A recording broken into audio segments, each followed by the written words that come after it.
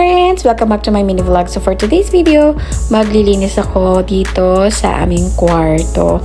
Kasi yung aking butihing asawa nakapag-mop at nakapagwalis na siya sa aming sala at sa kusina. At ganoon na rin sa aming CR. Tapos nakapagsaing na rin siya.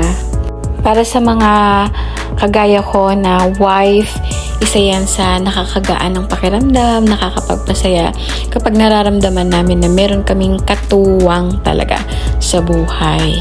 Meron din ako napanood sa Facebook noon na mami din siya, nagpa-vlog din siya.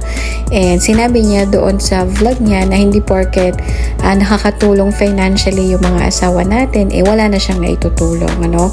Sabi niya, ang isang pamilya o ang mag-asawa, sila ay teammates, ano?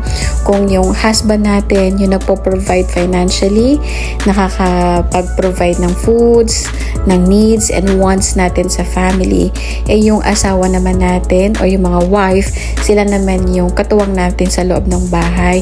Meron kayong mabangong damit, meron kayong malinis na bahay na mauuwian, may malinis na kusina, may malinis na CR, may mga mababango din na bedsheets at saka mga pillowcase naman kayo na naaamoy, char. May masarap din kayo na food na makakain. Wow!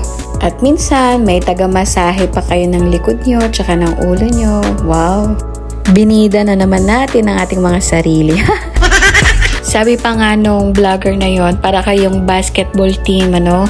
May kanya-kanya kayong mga positions. Merong center, power forward, small forward, point guard, and meron ding taga-shoot or shooting guard. Kapag may maayos kayo na team, nagkakasundo kayo, alam ninyo kung paano maglaro ang bawat isa, alam ninyo kung anong position ninyo, then magiging maganda yung laro ninyo. Manalo man or matalo, at least alam ninyo sa bawat isa na ginawa ninyo yung best ninyo as a team. So, ganun din sa mag-asawa, kung alam niyo yung position ninyo, kung alam niyo yung responsibility ninyo sa bawat isa, then magiging maganda din yung inyong marriage at yung takbo ng inyong family. Pero syempre, maliban sa alam niyo yung mga responsibilities niyo, meron kayong communications, may love, may respeto, may care. Syempre, kailangan pa rin natin yung Diyos sa buhay natin, sa pamilya natin. Kung walang Diyos, hindi tayo nagdadasal, hindi tayo humihingi ng tulong sa Kanya, medyo, alam niyo, tagilid pa rin tayo dyan. Pero syempre, kung magkakaroon naman tayo ng trabaho, why not? So, yan lang po muna for today's video. Thank you for watching. Ingat po and please share my video. Bye-bye!